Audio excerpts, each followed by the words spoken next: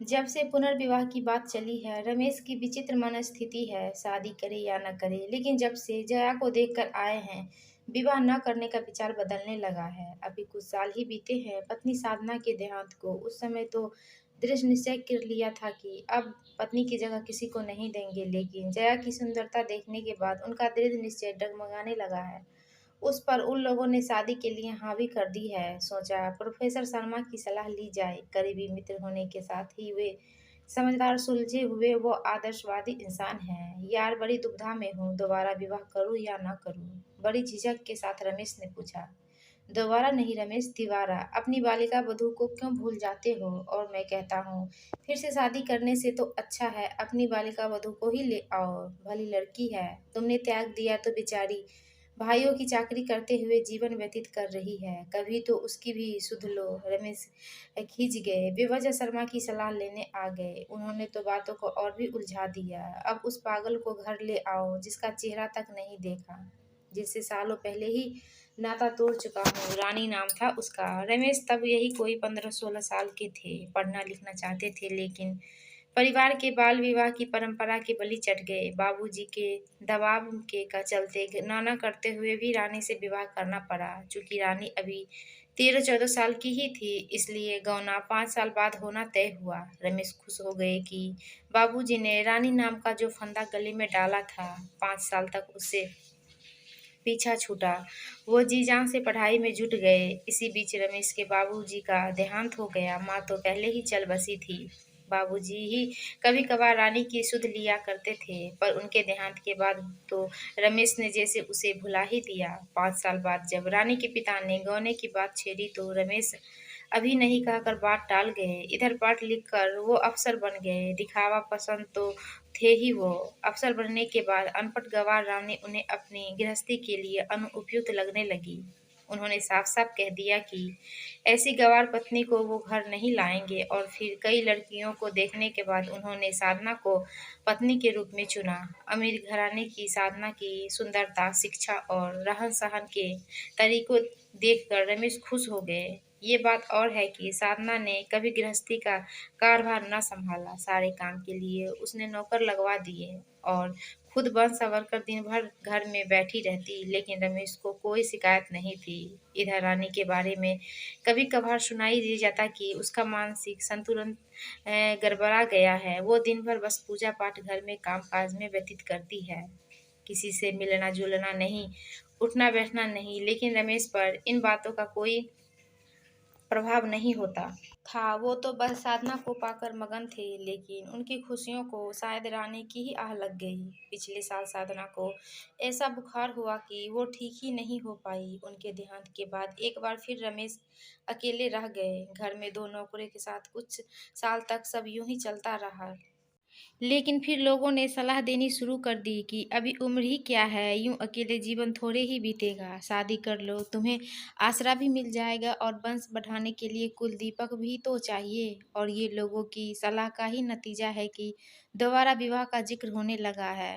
खैर, रमेश दिखावेबाज भले ही हो, लेकिन बुरे इंसान नहीं है। उनके दूसरे दोस्तों ने भी उन्हें यही सलाह दी कि रानी को ही वापस बुला लिया जाए। रमेश ने सोचा, कोशिश करने में बुराई नहीं है। वैसे तो स्वाभिमानी रानी वापस आएगी नहीं, और आई भी तो मैं ऐसा सख्त व्यवहार करूंगा उससे कि 4 दिन में ही भाग जाएगी। यही ठीक रहेगा। दोस्तों के बीच अच्छा भी बन जाऊंगा और मानसिक संतुलन खो चुकी रानी के साथ निभाना भी नहीं पड़ेगा। रमेश खुद नहीं गए, बल्कि अपने नौकर को भेज दिया रानी को लाने के लिए, ये सोचकर कि नौकर को देखकर ही शायद रानी न लौटे। लेकिन ऐसा हुआ नहीं। शाम को जब रमेश ऑफिस से लौटे तो एक स्त्री पानी के गिलास के साथ हाजिर हो गई। रमेश अचंभित थे। चाय बनाऊं? कुछ नाश्ता करेंगे? वैसे नाश्ता तैयार है। स्त्री की आवाज़ सुनकर रमेश कुछ बोलना चाहे, लेकिन कुछ भी न बोलते बना। मैं रानी हूँ, शायद आपने पहचाना नहीं मुझे। हाँ हाँ, ठीक है। आवाज़ थोड़ी सख्त कर ली रमेश ने, जैसे कि उन्होंने पूर्व योजना बना रखी थी। मुझे नाश्ता वास्ता नहीं करना, तो चाय ही पी ले, थकान दूर हो जाएगी, कहकर बिना उत्तर की प्रतीक्षा किए रानी रसोई की ओर मुड़ गई। रमेश दंग थे। साधना जब तक जीवित रही, ऑफिस से लौटने पर कभी पानी का गिलास तक लेकर नहीं खड़ी रही, ना ही कभी चाय नाश्ता पूछा। उसके रहते ये जिम्मेदारी नौकरों ने ही पूरी की। तभी रानी चाय लेकर आई। रमेश चाय पीकर तरोताजा हो गए, लेकिन घर पर अधिक समय वो नहीं बिताना चाहते थे। रानी उन्हें फांसने के फिराक में है और वो उसे और मौका नहीं देना चाहते थे, इसलिए फौरन निकल गए। देर रात घर लौटे तो रानी सोफे पर बैठी इंतजार कर रही थी। देखते ही बोली, हाथ मुंह धो ले, खाना लगा देती हूँ। क्यों, नौकर नहीं है घर में? मैं उनसे खाना मंगवा लूँगा, तुम्हें तकलीफ करने की ज़रूरत नहीं। पति को खाना नौकर परोसे, ऐसे संस्कार नहीं है। वैसे भी इतनी पूजा पाठ के बाद तो आपकी सेवा का मौका मिला है, उसे गंवाना नहीं चाहती। रमेश से कुछ कहते ही नहीं बना। घर में इस तरह का संस्कार देखने का उन्हें सौभाग्य ही कहाँ मिला था। माँ बचपन में ही गुजर गई थी और पत्नी साधना को तो अपने बनावट श्रृंगार से फुर्सत नहीं मिली कभी। वो हाथ मुंह धोकर खाने बैठ गए। पहली बार किसी ने प्यार से अपने हाथों से खाना बनाकर खिलाया था, वरना तो बचपन से लेकर अब तक नौकरों के हाथ का ही बना खाना ही खाया था उन्होंने, और उस पर प्यार की मिठास वो खाने में स्वाद में स्पष्ट महसूस कर सकते थे। लेकिन तारीफ नहीं की उन्होंने। वो सोचते ही नहीं थे कि कहीं रानी ये ना समझ बैठे कि उनका नाता जुड़ रहा है। वो चुपचाप खाना खाकर सोने चले गए।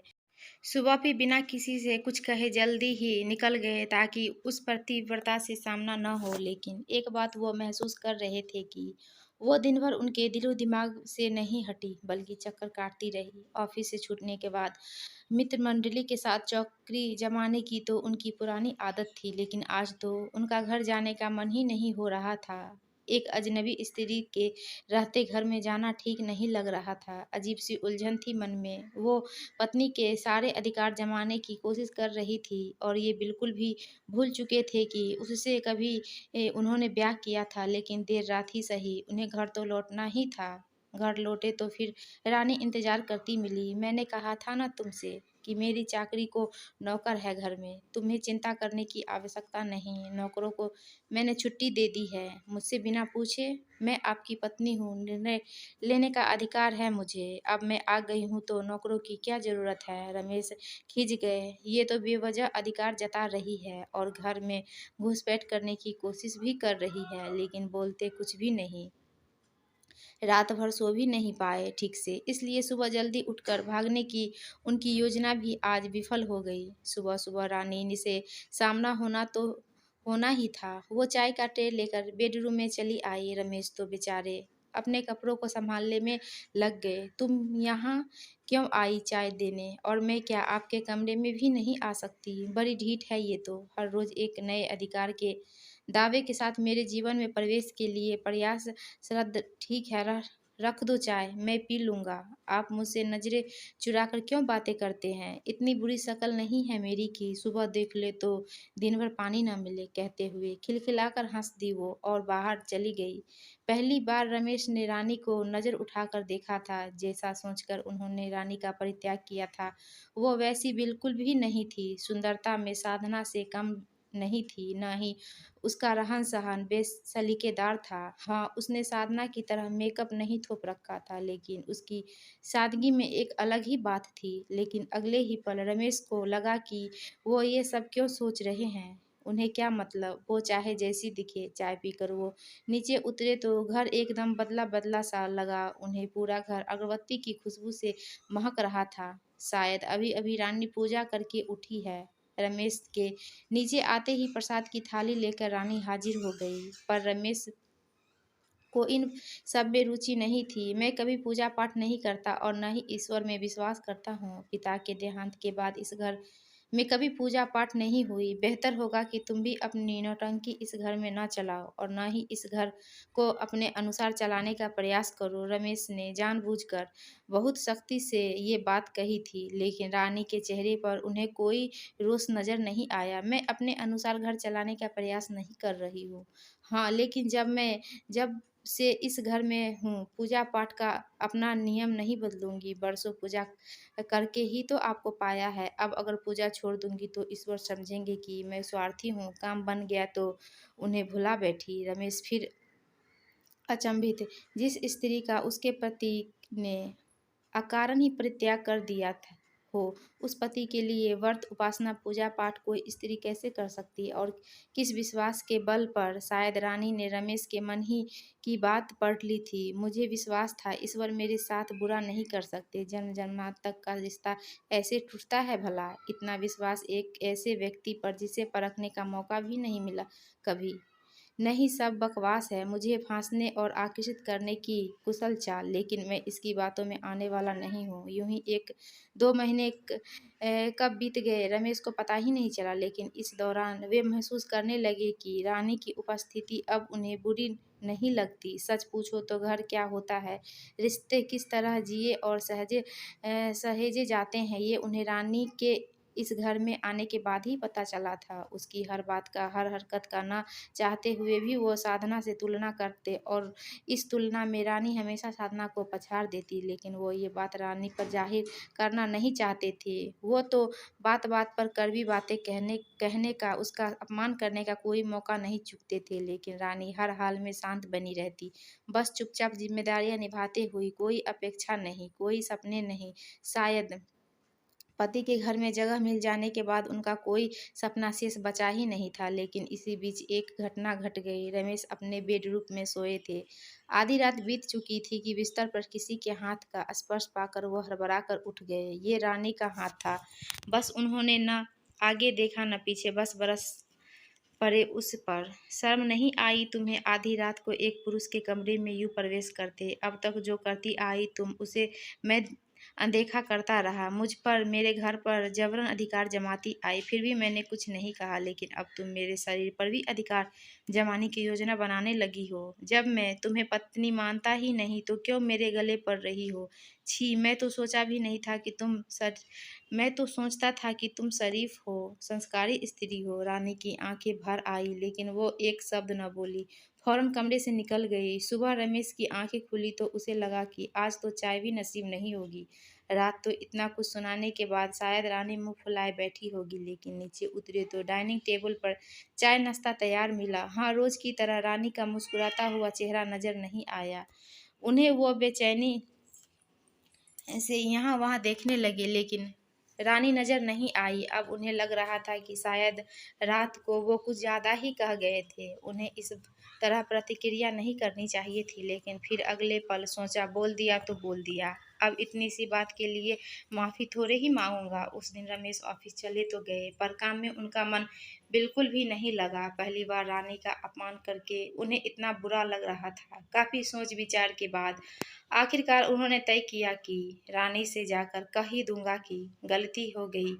रात को अचानक नींद खुल जाने की हड़बड़ाहट में अनाप शनाप बोल गया, लेकिन आवाज थोड़ा सख्त ही रखूंगा। हाँ, यही ठीक रहेगा। कैसे बात करनी है, क्या कहना है? पूरी स्क्रिप्ट की पूरे दिन में कई बार रिहर्सल करने के बाद शाम को जब वे घर लौटे तो रोजाना की तरह रानी उन्हें पानी के गिलास के साथ नजर नहीं आई। उन्हें थोड़ी बेचैनी हुई। 1-1.5 महीने से उन्हें आते ही रानी को देखने की आदत सी पड़ गई थी। तभी नौकर पानी लेकर आ गया। अरे, तुम कब आए? मालकिन ने बुलावा भेजा, कहा कि वो जा रही हैं, इसलिए आपका ख्याल रखने के लिए मैं आज ही आ जाऊं। और हाँ, आपके लिए एक पत्र छोड़ गई है। अच्छा, तुम जाओ, एक कप चाय बना लाओ।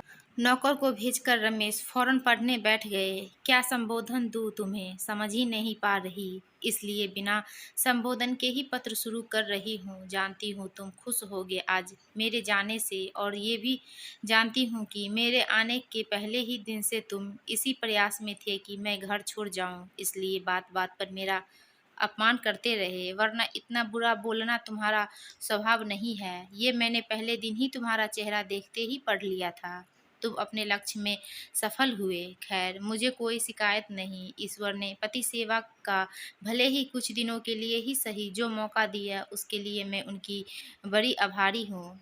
शेष जीवन इन्हीं दिनों को याद करके गुजार दूंगी। पत्र लिखने का कारण शिकायत करना नहीं है, बस अपनी सफाई देना चाहती हूँ। हालांकि झूठ को झूठ साबित करके की कोई ज़रूरत नहीं होती, और न ही मुझे ऐसी आदत है। उस दिन रात को मैं तुम्हारे कमरे में तुम्हारा प्यार पाने की इच्छा से नहीं आई थी। अपने पति का प्यार पाने की सोचने की भी गलती नहीं कर सकती। दरअसल उस दिन मैं रसोई में काम करते गिर गई थी और बहुत चोट आई थी। दर्द बर्दाश्त नहीं हो रहा था, इसलिए दवाइयाँ लेने तुम्हारे कमरे में आ गई। ये सोचकर तुम्हें जगाया नहीं कि दिन भर के थके हो, अकारण नींद क्यों खराब करूँ। दवाई का बैग तुम्हारी तकिया के नीचे था, इसलिए स्वयं निकालने की कोशिश करने की गलती कर बैठी।